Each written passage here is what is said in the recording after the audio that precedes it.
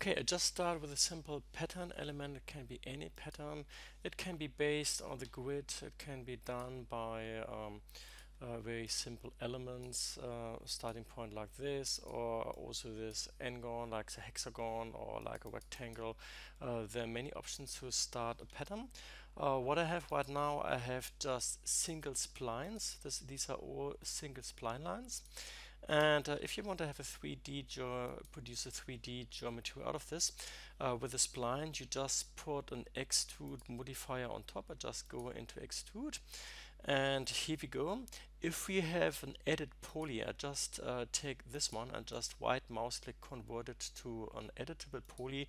Then you can't use your extrude modifier anymore because it's just done for spline lines. And then you just have to put a shell modifier on top, and the shell modifier, you just see in which direction it just expands, and adjusts now an outer amount. And if I go an outer amount and just say I just want to have 20, then it looks like this. And if you want to have a height of 200, then it actually looks like this. So wherever you start, or however you start, I just go um,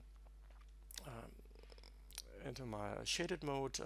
You can start with a polygon. You can start with a spline line. Spline line means add an extrude modifier, and editable poly means just putting a shell modifier on top. Now you probably would like to deform your object. There are several options. I can put an FFD modifier on top in my modifier list.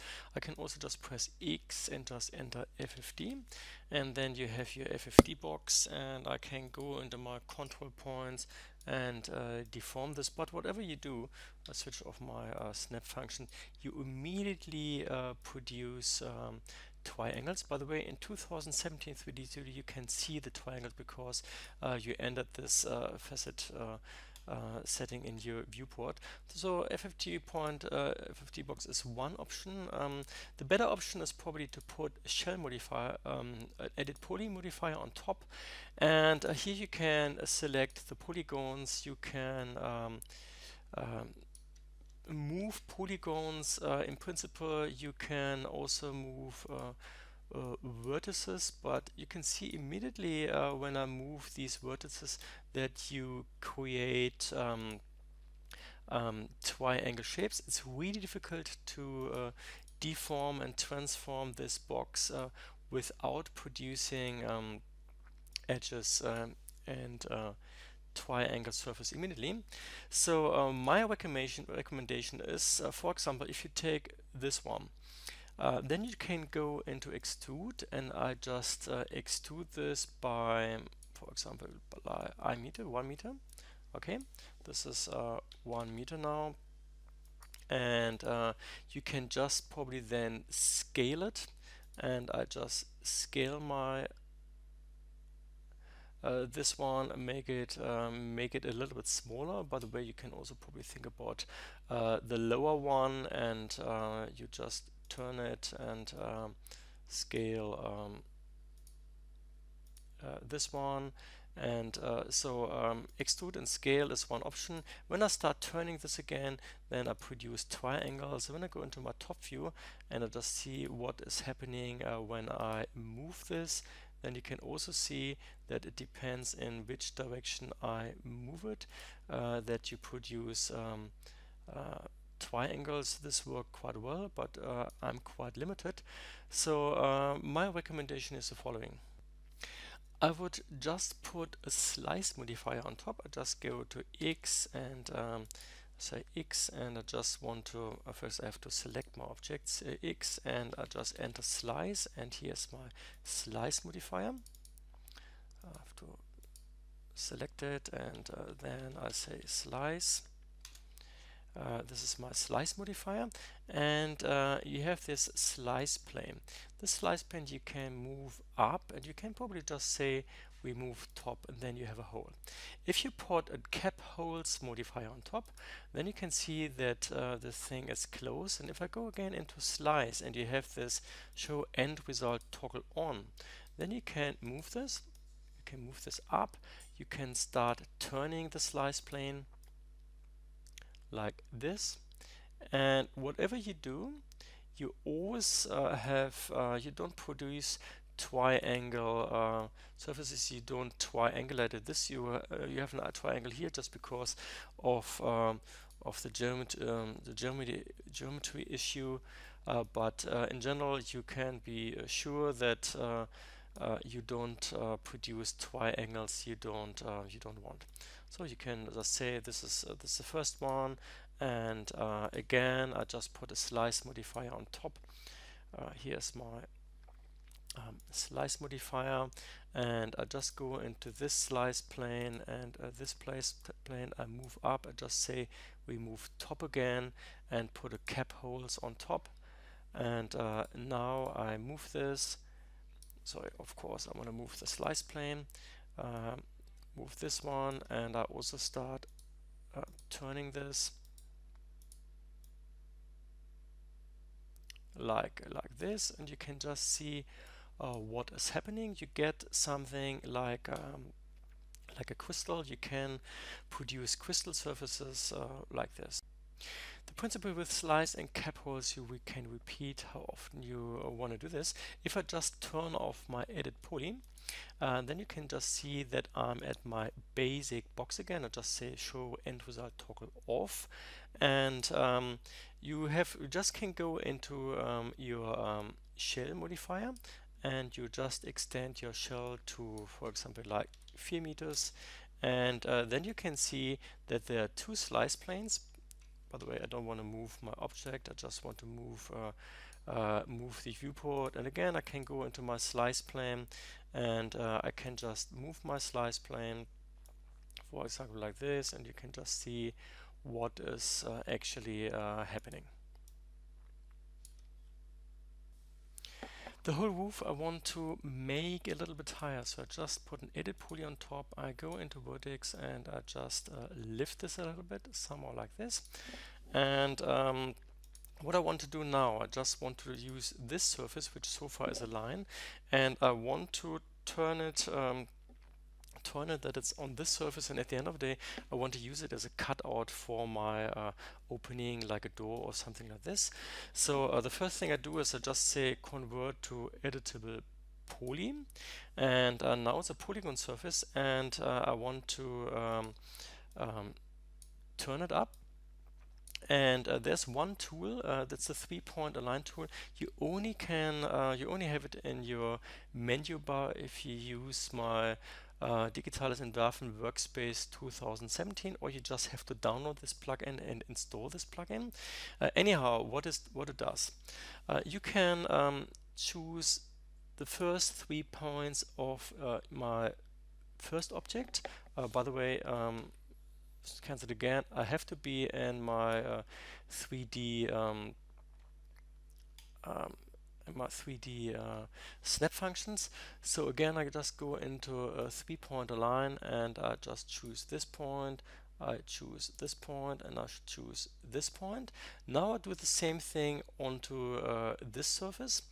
I take this point is related to point number 1, this point is related to point number 2, and this point then is probably related to number 3. And we see what is happening. The whole surface is on my object, but we can also see that we have a little bit of a problem, that this surface is bigger than my object.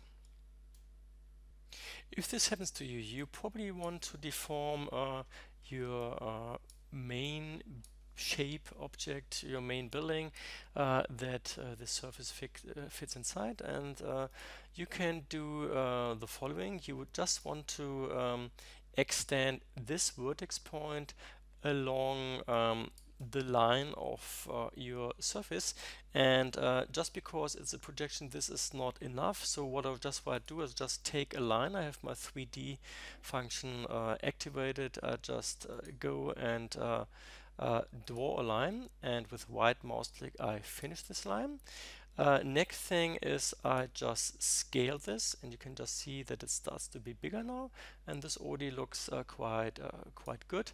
And I go into my main object and choose vertex point, this vertex point on the top, and with my 3D function activated, Mm, I was thinking about this. With 2.5D activated, you just take this point, right mouse click and move it here, and then you can just see that your surface is inside. But with this, you already produced triangulated surfaces, but your object is inside. Okay, what I do next, I just select my basic object again, and under cut or under edit geometry, there is the cut function, and I just go into wireframe mode, and I can see my turned and aligned object. I just select one polygon, just go into polygon, and sorry, I should have done this earlier, by the way. I just deselect my cut function again, and I just select one polygon. I select the top polygon, and what I do right now, I just go into my cut function under edit geometry, cut, and you can see when I go over my mouse over that the cursor changes. This is what vertex points look like, this is what an edge looks like, and this is what it looks like if you just go over the surface. So I just go to this point. I have my snap function activated, so this point, this point, this point, and this point, and I just say right mouse click and I deselect my cut function, and what you did is you just produced polygon number 1 and polygon number 2, so you just divided the polygon, which is actually really good. And this is, for example, then a way of how to produce a window, a door, or whatever you like.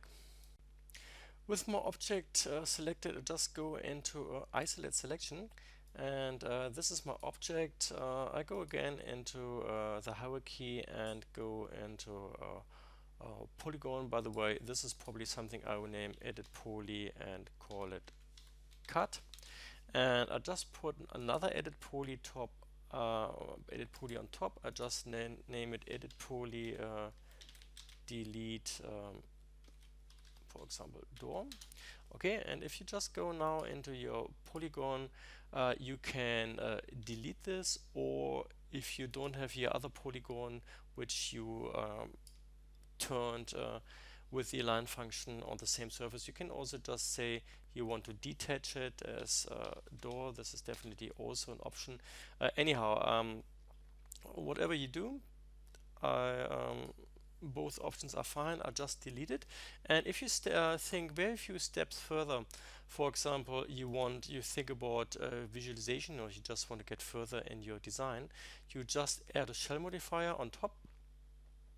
And let's see, the amount is 400 centimeters. This is why it looks so weird, because we used 400 centimeters at the beginning.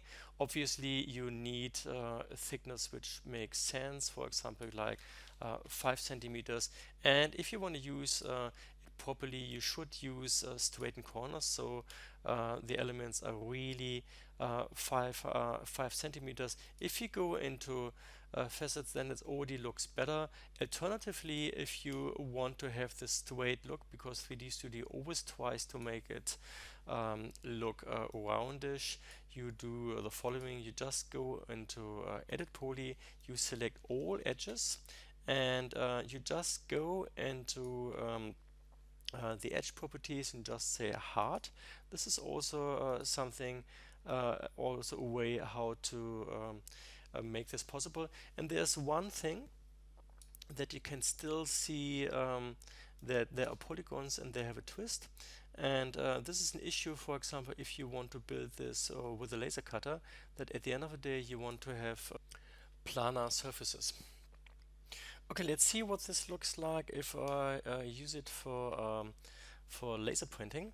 What I do is I just go into my top view, and I just copy it to the left, and would be good to have a good name anyhow, and just say this is my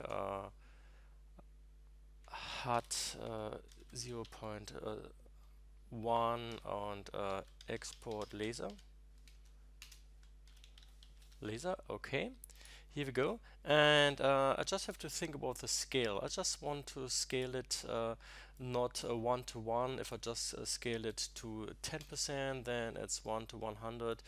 If I scale it to 1%, it's 1 to 10. I just want to scale it to 5% to 1 to 50, sorry. And so it looks like this. And I just zoom in again, and you still have your scaling factor inside. What you have to do, it's really important, you just have to go into utilities and just say reset xform, reset selected, and then you really have your scaling in your object and in your modifier tab. Okay, let's go. Let's first, because it's just for laser cutting, just convert it to an editable poly, so I don't have all these elements. I just go into Para 3D, I just say assign controller, and I go into create. Just take some seconds. Okay, here we go. I just go to plus and just say disassemble, and I just open my disassemble and just connect it here. And this is really important for your object right now, because otherwise, remember, there were some polygons and they were bended. This is for creating planar surfaces, so it will produce a cut. If I put 2 degrees inside, it will produce everywhere a cut where surfaces are bended more than 2 degrees. I don't want to have any material thicknesses, and here we go, that's it. I just go down in the menu and just say disassemble now. Okay, you can already see that it produced the cut. If you want, you can just select paramembers and go again into isolate selection, and just turn it around and go into my wireframe, and you can see that it just produced a cut here. This looks really good. This is what we wanted. I go again into my T top view. That's my top view. Next to this, I just draw a plane surface, a plane with the dimensions of 80 centimeters by 45 centimeters. This is the dimension of my laser cutter surface. And I just go into transform and just say packing controller to use this surface for my packing. I just say I want to select the packing area, and then I go into update controller, and here we go. These are my surfaces, and I just see that I reorganize it, so I have my simple packing or something like this. If there are any lines like this, I think that these are not lines which are important for your object. And then you just select everything, and you just go into export it as a DVW, and open it in AutoCAD. Just change the viewport. There's a video of how to do this and use it for laser cutting. I close Power 3D again. I go out of my isolate selection and just move my surface a little bit, and this is actually what I did. I only deformed one cube, but it also works obviously with the other ones. So whatever you do, you just go inside, and you put an edit poly on top, and you can um, yeah, for example, extrude this polygon like I did before. There's also a really nice function in my graphite modeling tools, and this is the function Swift Loop. And you can just see I can go with my mouse along the edges, and if I click, then I just produced another edge which goes around the object, which is really nice. And then, for example, you can select the top view and you scale the top view or whatever. And just to see again your cut function, the cut function, you can do a lot. You can just go and cut wherever you want new elements inside, and you can just see when I did this, I just cut in my object. You can also think about, for example, with your Swift loop, that you want to have a clear line. I'll just go back again, and you have your Swift loop, and you go along, for example, like this, and just deselect it again. I have to deselect my tool. I just go into my front view. I just say isolate selection and choose my vertex points. And obviously you can change your vertex points, probably of a height, like a step for a door or something like this. How do I do this? I can, for example, just make a reference rectangle. I use my snap function and draw a rectangle. Do it again, like this, and I just give it a height of 18 by 18, 18 by 18, somewhere like this. I use my snap function again, and with this I just move it into the corner here, and then I go into my object again and go under vertices, choose this vertex point, and I just align it with my snap function onto my rectangle. It's a little bit like a helper. Here, this one and this one, and I just zoom out again a little bit. G like grid. I deactivate. I go into my shaded mode, and you can just see that this is also something where, like at the beginning with my 3-point align, you can just bring this rotated surface to this surface, by the way. If there are edges you don't want, for example like this, you can just take the backspace and you can delete this surface, or you can just say delete. There's also somewhere in my menu a delete button. Let's see, probably under polygons. So in this case, under edges, if I select this edge, there's something like remove. That's another way. If you just use your delete key, then this is not a good idea. If I just select this edge and I delete it, then you can just see that you created a hole.